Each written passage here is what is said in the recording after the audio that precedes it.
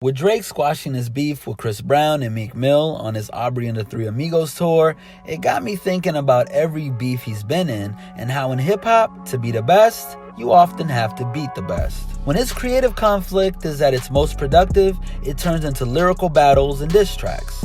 But when rap beef is at its lowest point, pushing each other's chest out to prove supremacy can erupt into physical attacks, or public remarks outside of music that could lead to bodily harm, or memorial services.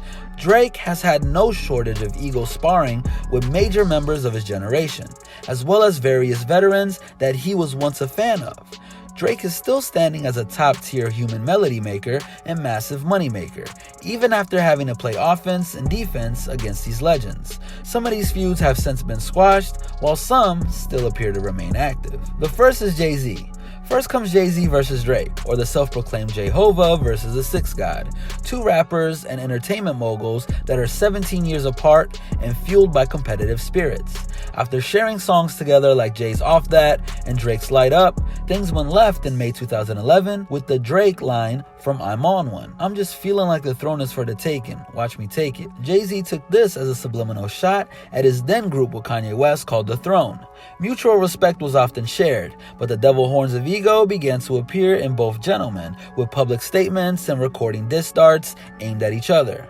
Drake clowned Jay-Z's references to art in the 2014 Rolling Stone interview by saying, "I would love to collect at some point, but I think the whole rap/art world thing is getting kinda corny." Jay-Z, not one to back down, clapped back at Drake with the We Made It remix line saying, "Sorry Miss Drizzy for so much art talk, silly me rapping about shit that I really bought."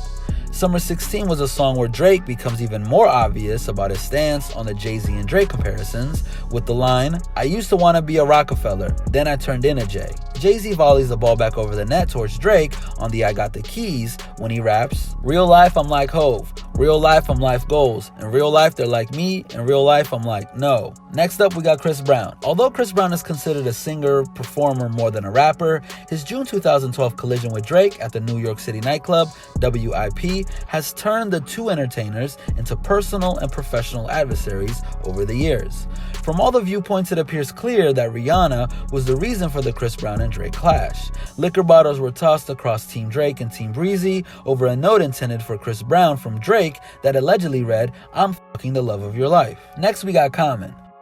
Another famous lady that was at the root of a past Drake beef, this time with Common, was none other than tennis queen Serena Williams. Suddenly the question arose about whether Common was talking about Drake on the song Sweet with the lines, "Singing all around me, man, la la la, you ain't motherfucking Frank Sinatra." Drake took to the stage in Las Vegas during a show to respond by saying, "I might sing, but I ain't no bitch. If Common got something to say it to my face." After initially dodging a few questions about where exactly these shots on Sweet were aimed at, Common finally gave a direct answer during an interview on Sway in the Morning, referencing Drake's reaction to Sweet. He opened his mouth and said some things, so if that's what he want, all that subliminal talk, you could do that too, but say it now, Common said. Up until this point, Drake had remained relatively quiet on the beef, but when Ross dropped his anticipated Rich Forever mixtape, Drake used the track Stay Schemin' to direct the verse at Common, spitting, "It's feeling like rap changed. It was a time when it was rugged. Back when if a reaching, it was for the weapon. Nowadays, reaching is just to sell a record." The Weeknd, Rick Ross, Scarface, and Birdman all chimed in before it was all resolved. The two went back and forth, including Common calling out Drake by name and referring to his musical style as Canada Dry. Next, we got Kendrick Lamar. Before Kendrick Lamar was the first Pulitzer Prize winner rapper of all time, the Compton, California MC found himself in a war with words with Toronto's Drake. The two have recorded together before, but it seems Drake wasn't too happy about Kendrick Lamar's competition-killing verse on Control back in August 2013. During a Billboard interview, Drake discussed the topic directly by saying, "It just sounded like an ambitious thought to me. That's all it was. I know good and well that Kendrick's not murdering me at all in any platform, so when that day presents itself, I guess we can revisit the topic." Kendrick popped off at the 2013 BET Awards cypher with, "Nothing's been the same since I dropped Control," and then tucked the sensitive rapper back in his pajama clothes. Next we got Tyga. Tyga and Drake's personal situation is proof that being on the same team doesn't always unify everybody. Both Young Money rappers only seem to save their loyalty for Lil Wayne, and that's that. In an issue with Vibe, Tyga was asked why he doesn't get along with Drake, and he replied, I don't like Drake as a person. He's just fake to me. I like his music, you know what I'm saying? I like his music, it's good. But we're all different people. We were forced together and it was kind of like we were forcing relationships together. It is what it is. Drake must have read Tyga's interview because he responded on 6 p.m. in New York with, "I heard a little homie talking reckless and vibe. That's quite a platform you chose. You should have kept it inside. Oh, you tried. It's so childish calling my name on the world stage. You need to act your age and not your girl's age." Next, we got P. Diddy. The founder of Bad Boy Records allegedly had his own negative run-in with Drake. The two were supposed to record a song together, produced by Boy Wonder. But apparently Drake thought that Diddy had sat on the track too long and recorded what would become 0 to 100, the catch-up, by himself. The first time the two men came across each other was at Fontainebleau's Hotel Live Club in Miami.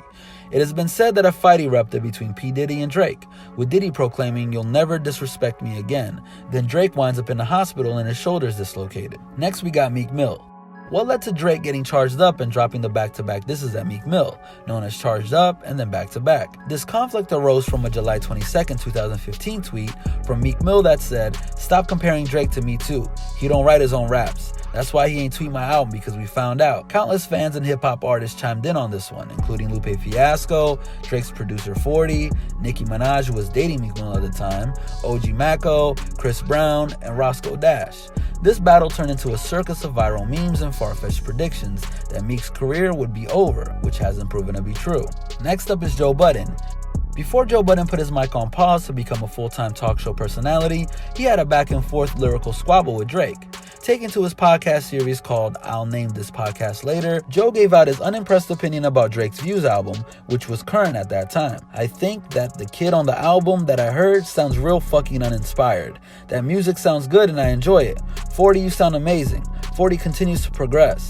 Drake, you do not. I miss the Drake that starts the waves, not hops on others' waves. I miss the Drake that pushes the fucking agenda." Drake spoke out with his record 4 a.m. in Calabasas, in which he seemed to be referencing his past skirmish with P. Diddy more than Joe Budden.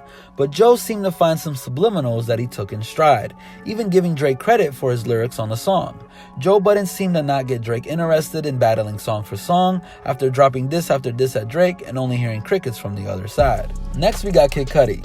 In the Kid Cudi conflict, where Cudi seems to question Drake's top flight heights in the rap game, Drake sparked off with 2 birds, 1 stone, spitting, "You were the man on the moon. Now you just go through your phases. Life of the angry and famous. You stay zanned and perked up, so when reality set in, you don't gotta face it." People at the time questioned if Drake went too far by bringing up Kid Cudi's mental health issues, similar to the types of questions that were raised when Pusha T included producer 40's fight with MS in his battle with Drake when Pusha rapped, "OVO 40 hunched over like he 80. Tick, tick, tick, how much time you got, that man is sick, sick, sick." And last but not least, we got Pusha T and Kanye West. Pusha T hasn't had the friendliest time with Drake, or even his Young Money and Cash Money crew over the years.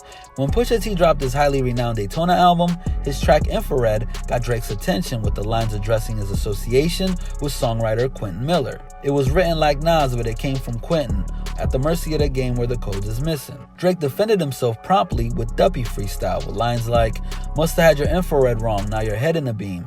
Y'all are the spitting image of whatever jealousy breeds. Don't push me when I'm in album mode. You're not even top 5 as far as your label talent goes."